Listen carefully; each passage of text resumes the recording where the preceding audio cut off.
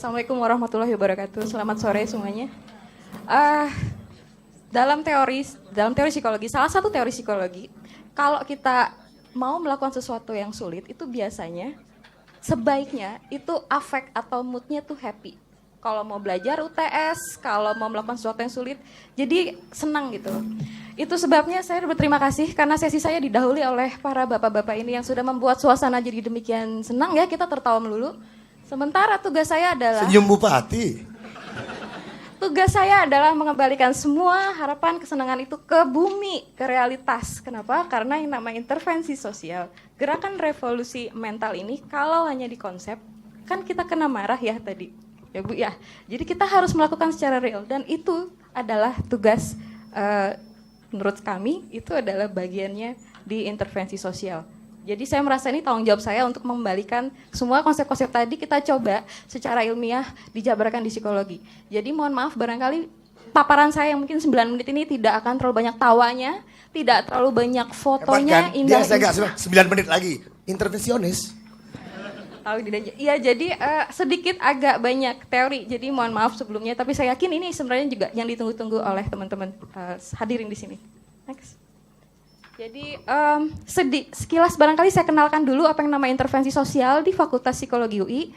Ini kita program sudah berdiri sejak tahun 2000, itu waktu itu masih ada di bawah Prodi Magister Science, sehingga lulusannya gelarnya MSI, sampai tahun 2013 di mana Prodi Magister Terapan lalu disahkan di UI, jadi Insos sudah menjadi bagian dari salah satu peminatan di Prodi Magister Terapan dengan bergelar MPesite. Lulusannya sudah lumayan banyak, 174 lulusan dan saya lihat beberapa hadir di sini ya, itu ada Mbak Ari, ada Mbak Koko dan juga saat ini mahasiswanya yang sedang berjuang untuk menyelesaikan studi dan lalu melakukan tesis itu sekitar 50 orang. Durasi kuliah karena magister itu 4 semester plus 1 semester yang matrikulasi, tapi oke lah itu nggak penting. Next. Sedikit lagi saya sedikit mengulang yang tadi sudah dipaparkan Profesor Hamdi. Jadi sebenarnya intervensi sosial itu ngapain ya? Bisa nggak semua konsep-konsep tadi yang indah-indah ideal yang tadi dijabarkan oleh para bapak-bapak di depan ini, bagaimana sih ditelurkan dalam bentuk perilaku lalu diukur? Sedemikian sehingga nanti kalau Ibu Puan sudah selesai 5 tahun bertugas 2019, itu kita bisa kelihatan indikator yang kita katakan, oh oke, sudah tercapai perilaku ini.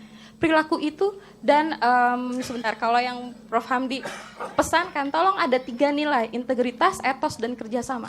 Nah, bagaimana ketiga nilai itu bisa termanifest dalam perilaku? Perilakunya perilaku apa? Nah, basic pada dasarnya kalau di psikologi intervensi sosial yang kita lakukan memang melakukan perubahan sih. Perubahannya tujuannya adalah supaya lebih baik, nggak mungkin lebih buruk. Ini satu yang kesannya gampang, tapi dalam pelaksanaannya bisa rada rumit. Setiap kali perubahan kan biasanya katanya ada harganya. Jadi kita lihat bagaimana mengatur supaya harga itu bukan ke arah yang membuat kualitas hidup manusia lebih buruk, tapi pasti lebih baik. Saya punya beberapa definisi di sini, tapi karena nanti bahannya disebarkan ya, Mas Miftah.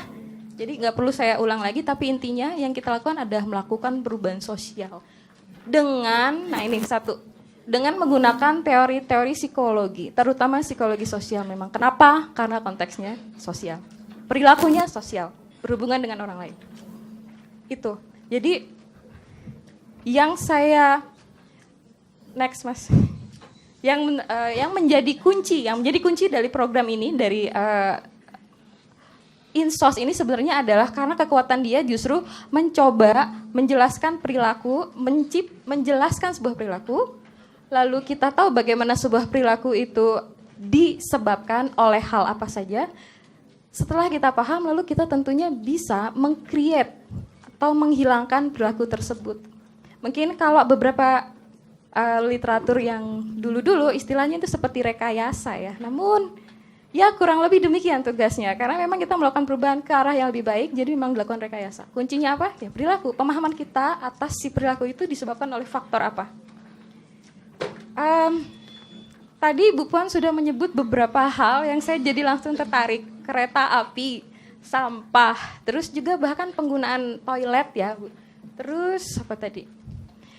Dan saya jadi ingat karena kebetulan kami sedang melakukan rekap tesis sejak tahun 2000. systematic review kita lakukan dan judul-judulnya itu semua yang Ibu sebut sudah dilakukan dalam bentuk tesis para mahasiswa kami.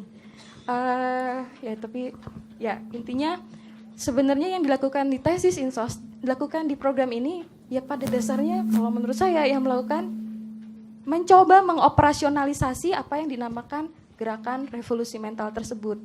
Strateginya adalah yang dinamakan mental itu kita pecah dalam konstruk perilaku. Ketika dia sudah kita tahu perilakunya apa, isinya ya. Jadi misalnya tadi yang dibilang tadi salah satu nilai utamanya adalah integritas, etos kerja. Integritas salah satunya bisa tapi ini literatur sekali lagi ya kita belajar karena ilmiah mau nggak mau terpaksa saya akan mengatakan berdasarkan literatur. Nah, berdasarkan literatur salah satu yang bisa katakan bagian atau konstruk dari integritas misalnya adalah perilaku etis. Nah, ini jadi lebih gampang karena kalau Anda Google, kalau dugaan saya kayaknya ini banyak mahasiswa psikologi juga ya dan non-psiko barangkali. Silakan aja Google yang namanya ethical behavior. Unethical behavior itu sudah banyak studinya, sudah ketahuan juga faktor-faktornya apa. Lah kalau kita sudah tahu faktornya, ya at least kita bisa melihat kan kalau gitu, kalau kita mau create itu ethical atau membuang unethical, ya kita tinggal mainkan faktor-faktor tersebut. Ya kan? Dan itu yang dinamakan intervensi sosial di program ini. Pada dasarnya melakukan rekayasa perilaku. Tuh, kurang lebih. Jadi kalau ada banyak contoh tesis-tesisnya, cuma ya ini hanya sebagian diantaranya yang kebetulan teringat ketika saya bikin PPT. Next. Terkait dengan gerakan nasional revolusi mental, ketika saya melihat keseluruhan program, saya terpikir ini luar biasa tugas dari kementerian ini. Karena kan tujuannya adalah membangun manusia. Dan kalau nggak salah di bagian di renstranya ya Bu, misi nomor 2 itu kalau nggak salah menjadi fungsi kendali semua pembangunan manusia di semua sektor, kementerian apapun. Lah kan jadi menarik kalau kita mengendalikan berarti mau jadi apa gitu? Ngendaliin manusia, mengendalikannya seperti apa dan dikendalikan menjadi apa? Terus saya pikir barangkali yang namanya manusia, kayaknya ada sedikit kejepit ya filenya tapi nggak apa-apa. Sebenarnya yang namanya pembangunan manusia itu berarti bisa dilihat dari 3 aspek. Kenapa? Karena kalau saya lihat aspek perilaku itu sebenarnya muncul di semuanya. Jadi bukan muncul hanya di bagian yang abu-abu. Abu-abu itu kalau yang nggak kebaca ya, itu pembangunan manusia yang jelas kelihatan. Misalnya lewat sektor pendidikan.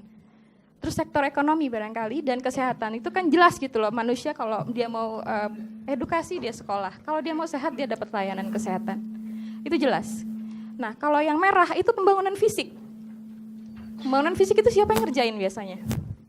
Ya kan kementerian-kementerian misalnya infrastruktur atau transportasi. Tidak berarti bahwa mereka nggak ada perilakunya, justru banyak. Kenapa? Karena setiap bangunan fisik berini. Oke. Dan saya jadi teringat yang tadi disampaikan oleh Pak Nurdin ya. Pak Nurdin kan intervensinya dimulai dari fisik. Dia bikin fisik lalu manusia perilakunya jadi berubah. Gitu kurang lebih. Next aja deh Mas.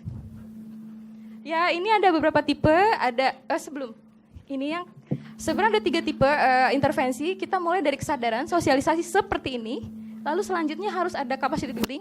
How to-nya, yang penting how to. Karena orang kalau cuma di campaign aja, revolusi mental adalah ini. Ayo kita revolusi mental. Apanya yang direvolusi, bagaimana?